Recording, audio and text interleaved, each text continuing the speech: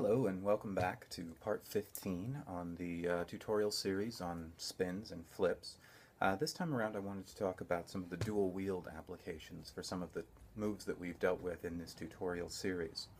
A lot of the moves in this tutorial series involve a hand switch, and those can't be done, well, I suppose if you're very clever and much better at this than I am, you might be able to, but they can't be done, for me, with two weapons.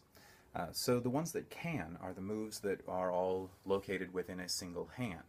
Things like the half palm spin, which just, again, for the sake of reiterating, was one of these. This can be done with both hands. So, let me get some light on here.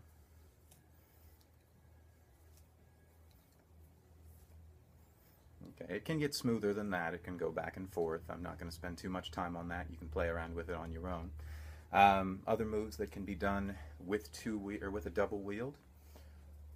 We can do the arm or the off arm roll. It's a little bit odd because of my initiates, but you get the basic idea. Without letting go of this weapon, I can roll around this arm. The primary one, though, that I want to deal with in this tutorial is the integration into two weapons of the flip. Okay, just so that you remember, this was the flip one direction, and the flip the other direction. Alright, so that can be added into two-weapon wield. The typical two-weapon obiani, like this. If we put a flip into it, we end up with something like that. Okay, and the reverse obiani, let's see, reverse obiani like that. If we put a flip into it, we end up with something like that.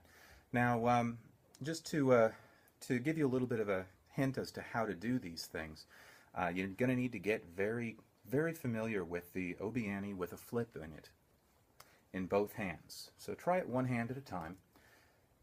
Regular obiani, flip up front. Inverse obiani, flip up front. Okay, the flips are a little bit harder to land on the forward version than they are on the inverse. That's because of the rotation of the blade. So in the forward version, I'm flipping here, and I'm having to catch here, palm down. If I miss this grip, I end up batting the saber out of the sky and hitting it down onto the ground. The reverse, because I'm flipping this direction, I'm catching palm up, and gravity is my friend on this one. So it's actually easier to land this catch, but it's harder to pull off the reverse obiani, or the reverse dual obiani. If you want information on that, check out the tutorial that I did on doing things backwards. I talk about dual wield in part 4. In terms of the flips, though, once you're able to land the flips individually on each hand, okay, the forward, talking about flinging it out of the air, the forward and the reverse. It'll teach me to watch what's in front of me instead of what's on the screen. Once you can land both of those, then you can start to put them together into the move. Now, a little bit about the sabers, just to give you a heads up on that. Okay, I'm doing this with initiate blades. I've seen people try to do it with the larger blades, and I've done it with the larger blades myself. It can be done, but it gets harder. Let me show you a little bit why. So with a standard initiate blade, my point of balance is right about here, right at the end of the emitter. Okay, so I have to realize that when I throw this thing up in the air, it's going to rotate around that point of balance. Okay, it's a moderately sized circle, so like that. It's rotating right around here. Okay, if I have a heavier pommel on this thing, like in one of the previous tutorials I showed you with a heavier pommel from a warglaive on an initiate, I end up with an easier catch because it's making a tighter circle. The point of balance is now right about here. Okay, so it's an easier catch for me. It goes better through the air. Okay, if I put a longer blade on this, for instance a standard mid-grade blade or even a heavy-grade blade, let me show you what happens.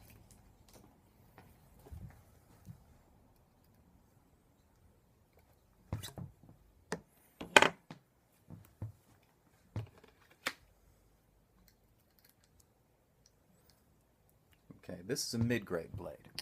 And what happens is the point of balance for the saber shifts to about out here. Okay, so this is going to be a lot harder to work with. When I go to do that flip, it's going to need to make a larger circle. And I have to account for this.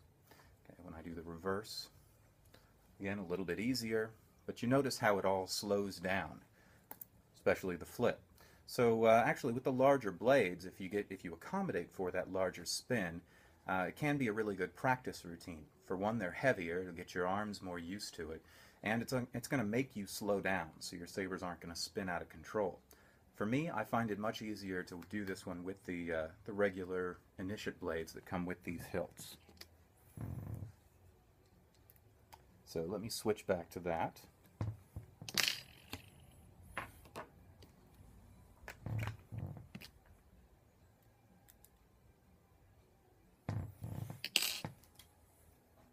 Okay, and let me switch also, since I don't have two of these pommels, it's much easier also to pull these moves off when my sabers are roughly the same weight. So I'm going to switch back to the standard initiate pommel. Alright, let me make certain everything's in line with this saber.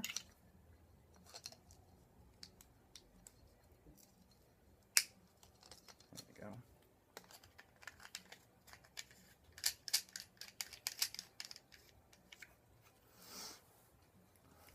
Okay, so the end result, again, I'd like to have the dark one in that hand. The end result is going to look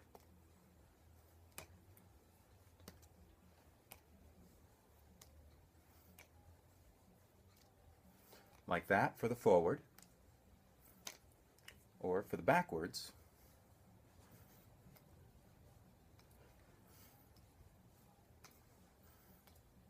like that. And because of this sort of high-flying activity here, some of the people on the forums have been calling this move, when they've seen it, calling it saber juggling, because it looks a lot like juggling, but we're not using 3 sabers, so we're only having to deal with one per hand, one at a time. So in order to get this move down, I highly recommend that when you're working on it, if you're very familiar and very comfortable with the obieni flourish, don't worry so much about the rest of the flourish behind the back. Okay, for the forward, that's all of this stuff behind the back, right before the flip. For the reverse, that's all of this stuff behind the back, right before the flip. Time this off of the flips themselves. I find that if I start this, and I throw that flip, and then I'm ready with this hand to throw the next flip at that point, I can get into the right groove with the move, and it's going to take some getting used to. But time it off of the flips in the front. As long as you're flipping one, flipping the other, flipping one, flipping the other in a pattern or to a rhythm, then you're going to be doing it about right, because it's going to be an even flip, flip, flip. All right. So just to show you, so I flip that one, have this one ready, flip, flip, flip, flip, flip, flip. Like that, timing it off the front. Okay, I'm trusting my arms to do what they know how to do behind my back, and that takes some getting used to. You can polish this up after you can time it right, and you can get it going back and forth. You can polish it up and focus on making certain that your wrist is doing the right thing behind the back.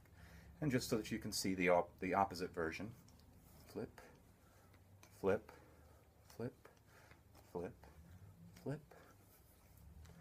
Okay, I'm timing it in the front, and I'm trusting my arms to do what they know how to do behind my back. And once you've been doing it for a while, then you can sort of address your focus behind the back and make certain that these are doing what they need to do back there. So, but timing it off the front, timing the flips. And when you do this, you are going to drop them a few times. So be prepared for that. Be working over something soft, or just accept that you're going to have some clattering drops. You saw one earlier in this video. So that's basically all of the moves that I can think of within that saber series that that you can do two-handed. The palm spin, the arm roll, and the standard single flip. Right, hopefully that has been of use. You've seen these things around, so now you've heard a little bit from me on how to do them. And I will see you on the forums. Until next time.